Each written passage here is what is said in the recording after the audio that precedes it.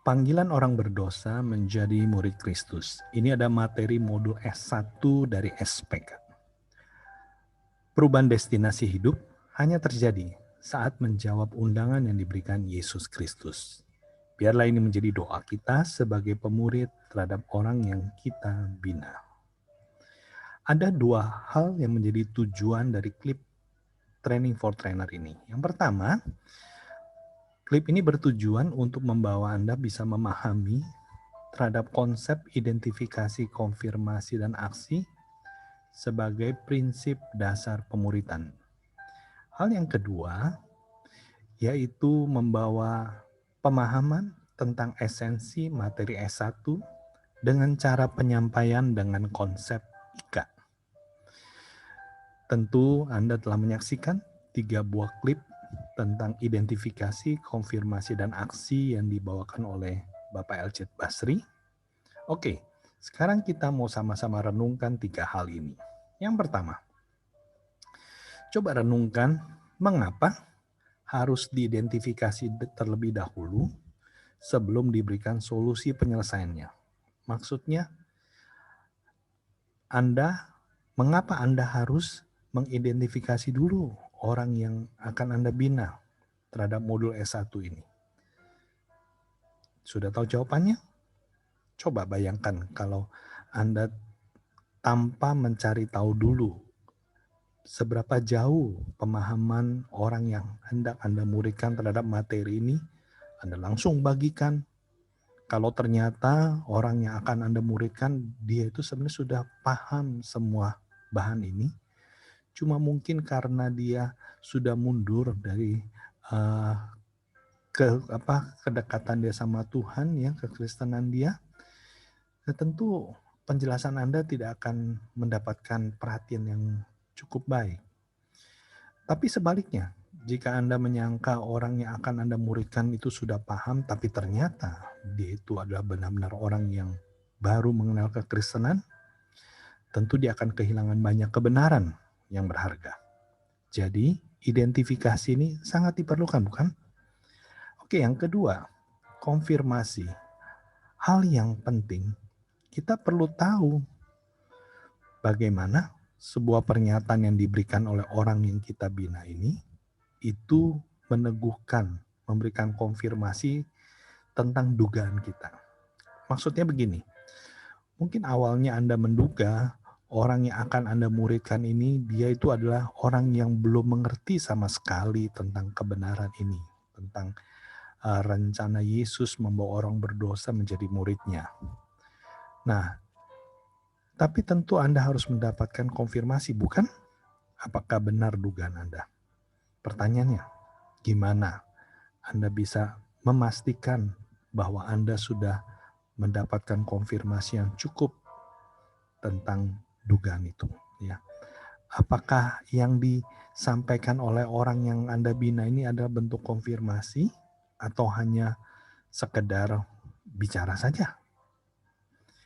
Nah, yang ketiga, ini juga menjadi pertanyaan yang perlu direnungkan. Apa tandanya? Aksi bisa Anda berikan kepada orang yang Anda muridkan. Maksudnya, apa tandanya konfirmasi yang Anda terima itu sudah cukup?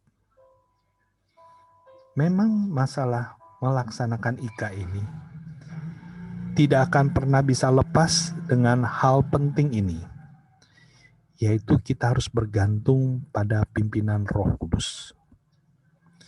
Karena Roh Kudus diberikan kepada kita sebagai penolong, bukan?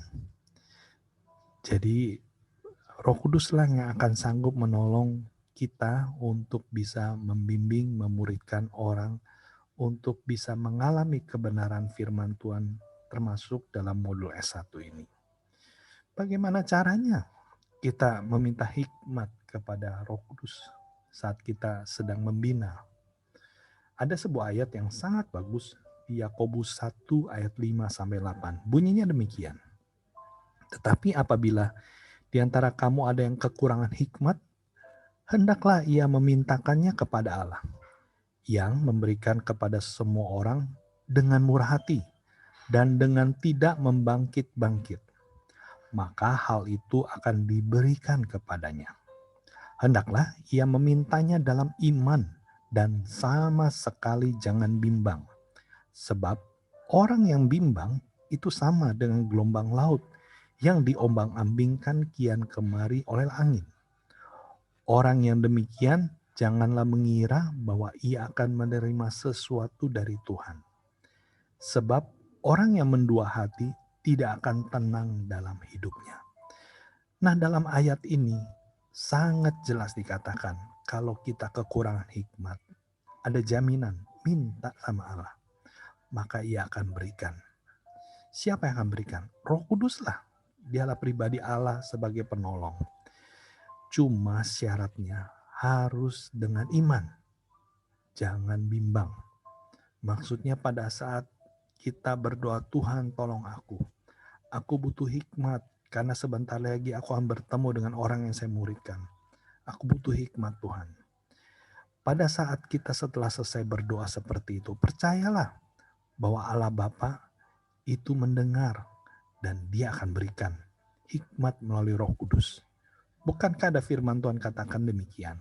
Jika kita minta roti, kita akan diberikan roti bukan? Dan bukan batu. Kalau kita minta ikan, bukan ular yang dikasih.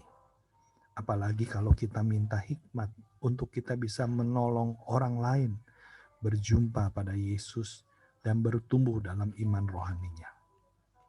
Jadi hal yang paling penting dalam kita memuridkan orang untuk mengalami kebenaran ini yaitu percaya. Oke, kita akan lihat sekarang materi S1, judulnya Panggilan Orang Berdosa Menjadi Murid Kristus.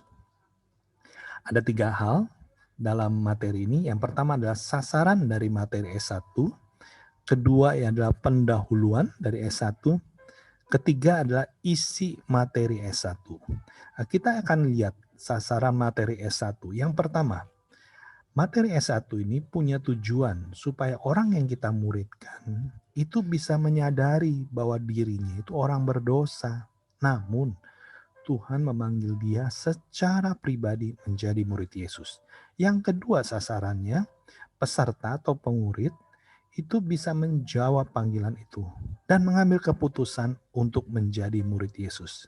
Jadi ini 2 sasaran materi S1. Dengan kata lain, kalau kita memuridkan orang yang kita bina dengan materi ini, dalam satu pertemuan ternyata dia itu masih belum menyadari dirinya orang berdosa. Atau mungkin dia sudah menyadari, tapi dia masih ragu-ragu, belum bisa menjawab panggilan untuk menjadi murid Yesus. Artinya pertemuan untuk materi ini harus dilanjutkan pada pertemuan berikutnya. Jadi kita punya konsep materi SPK ini sangat tailor-made, sangat tergantung dari tipikal jenis orang yang kita bina. Kalau 1 kali pertemuan tidak cukup, berarti mungkin kita perlu 2 kali. 2 kali tidak cukup, 3 kali. Dan seterusnya. Yang penting sasaran ini tercapai. Berarti kita memang ada waktu untuk berdoa, mendoakan supaya orang yang kita muridkan pada pertemuan berikutnya hatinya lebih lembut dan mau membuka diri kepada kebenaran. Oke, kita akan lihat sekarang. Kalau sasaran ini kita sudah jelas, kita akan masuk kepada pendahuluan sebelum kita memulai isi konten dari S1 ini.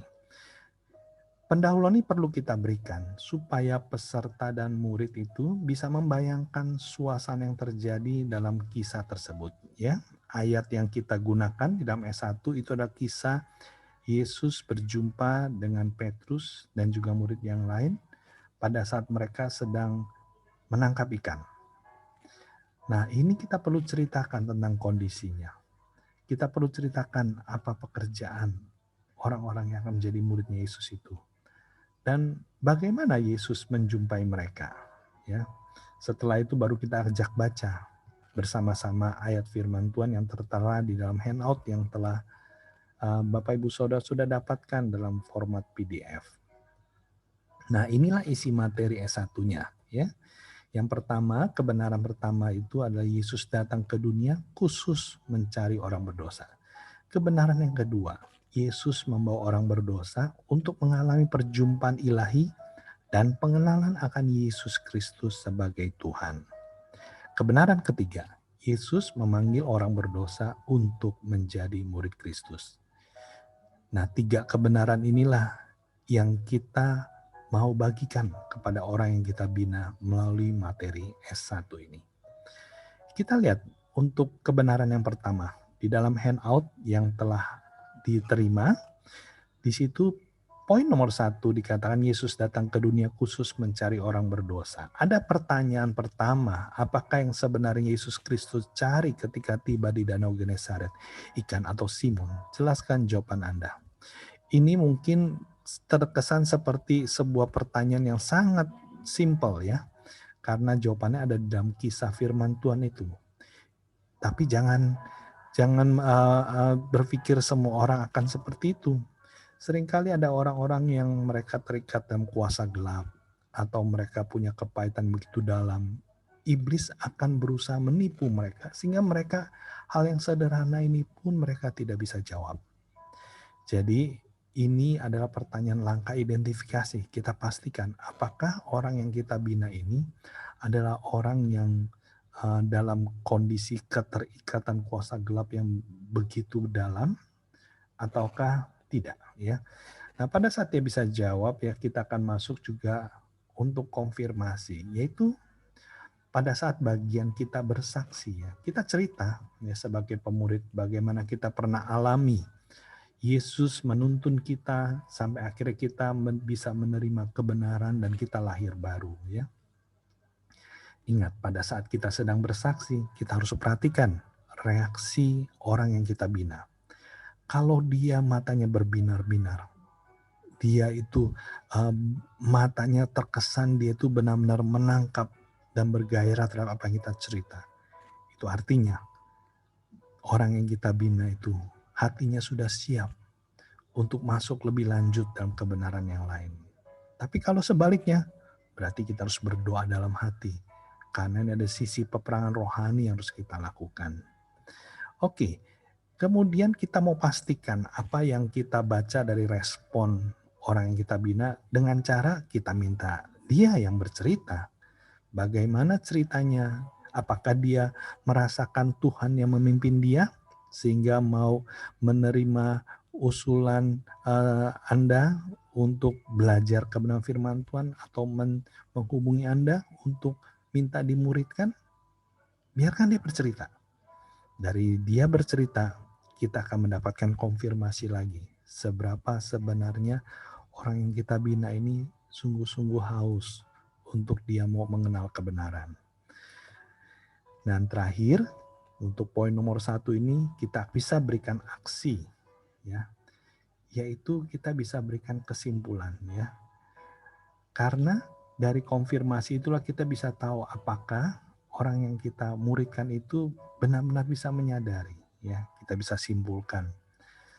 Nah, kalau ternyata orang yang kita bina itu tidak menunjukkan antusias dan cerita yang jelas tentang keterlibatan Tuhan dalam hidupnya, ini adalah bagian kita bisa sampaikan lagi kesaksian yang lain tentang bagaimana Allah bisa bawa orang yang begitu bejat untuk berjumpa dengan dia dan diubahkan hidupnya. Oke, kalau poin nomor 1 ini sudah, ya, kita masuk ke dalam poin nomor 2, kebenaran kedua, yaitu Yesus membawa orang berdosa mengalami perjumpaan ilahi dan pengenalan akan Yesus Kristus sebagai Tuhan. Nah, yang pertama kita minta dia, ayo coba cari dalam bacaan firman yang dibaca bersama-sama. Ada 2 pengakuan Simon tentang Yesus Kristus yang berbeda dalam kisah di atas. Biarkan dia mendapatkan. Yang satu, Simon menjawabnya itu sebagai guru, yang kedua dia mengakui Yesus adalah Tuhan. Ya. Nah, ini ada bentuk identifikasi. Kemudian kita masuk kepada identifikasi yang kedua dengan kita tanya apa sih yang membuat Simon berubah? Kenapa dia sekarang panggil Yesus jadi berubah? Ya. Jadi biarkan orang yang kita muridkan dia akan bercerita tentang adanya mujizat yang dialami. Ya. Nah kemudian kita lakukan konfirmasi untuk memastikan apakah orang yang kita muridkan itu benar-benar dia itu paham, dia itu benar-benar mengaminkan bahwa Yesus itu bukan cuma sekedar guru agama, tapi Yesus adalah Tuhan yang sanggup membuat mujizat. Dengan cara kita bersaksi. Nah, pada saat kita bersaksi tentang perubahan yang kita alami saat kita menerima Yesus sebagai Tuhan, perhatikanlah respon bahasa tubuh dari orang yang kita bina. Kalau kita melihat dia menunjukkan antusias, berarti hatinya sudah siap untuk dia benar-benar masuk ke poin yang selanjutnya, yaitu menerima panggilan Yesus untuk menjadi muridnya. Tapi kalau misalnya ternyata dia itu masih belum, berarti kita harus pikirkan untuk aksi, kesaksian, dan juga cerita yang membuat dia menyadari tentang betapa perjumpaan dengan Yesus sanggup mengubahkan hidup manusia. Jadi ini kita langkah konfirmasi ya. Biarkan dia bercerita juga. Menurut dia, pengalaman dia gimana? Apakah dia punya pengalaman? Mungkin dia bercerita kalau dia punya pengalaman. Tapi kalau dia memang belum pernah punya pengalaman, mungkin dia tidak bisa cerita apa-apa. Ini adalah untuk bentuk konfirmasi untuk kita tahu seberapa dalam, seberapa jauh orang yang kita bina ini mengenal pribadi Yesus. Setelah itu baru kita lakukan aksi. Aksinya apa?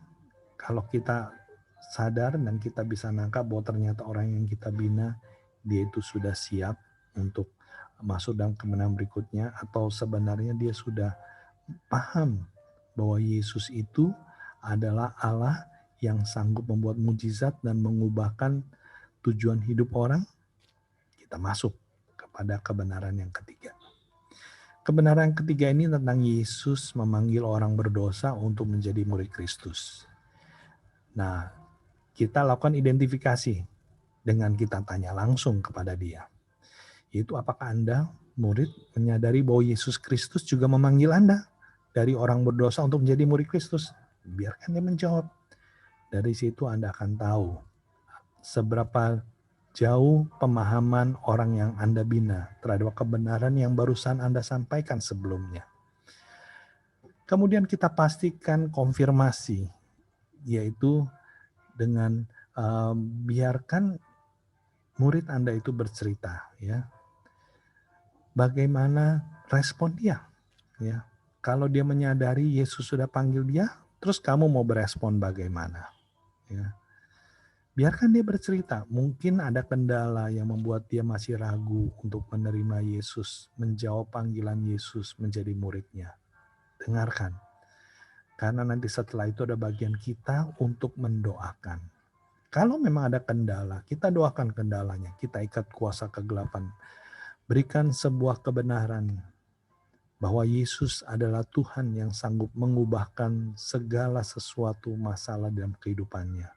Berikan kesaksian. Setelah orang yang Anda bina punya iman, dia percaya terhadap kebenaran yang dibagikan, doakanlah. Supaya orang yang Anda bina itu benar-benar mengalami perjumpaan ilahi. Seperti Petrus dan murid-murid yang lain berjumpa dengan Yesus. Ini adalah poin 3 kebenaran untuk modul S1. Jangan lupa, setelah pertemuan pertama, ya, orang yang kita bina sudah bisa menggunakan bahan renungan harian yang telah tersedia. Ini adalah bahan renungan 7 hari untuk materi S1.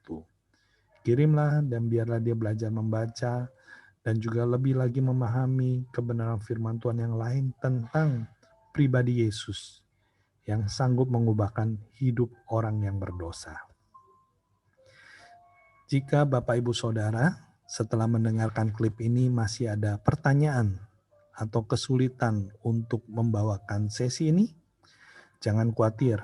Ada tersedia klinik SPK secara Zoom Live bersama tim pengajaran Abalov KTC JGC untuk modul S1 ini. Caranya bagaimana? Daftar saja langsung, diketik di bit.ly garis miring klinik SPK. SPK-nya huruf besar. Di sana nanti Bapak Ibu Saudara bisa langsung mendaftarkan diri dan juga memilih modul S1 untuk bisa mengikuti kliniknya. Tuhan Yesus berkati, selamat melayani, dan selamat memuridkan.